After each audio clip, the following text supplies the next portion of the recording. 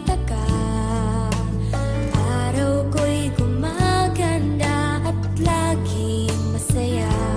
Ganyan ang damdamin ko na darama mula noon, hindi nagbabago hanggang ngayon.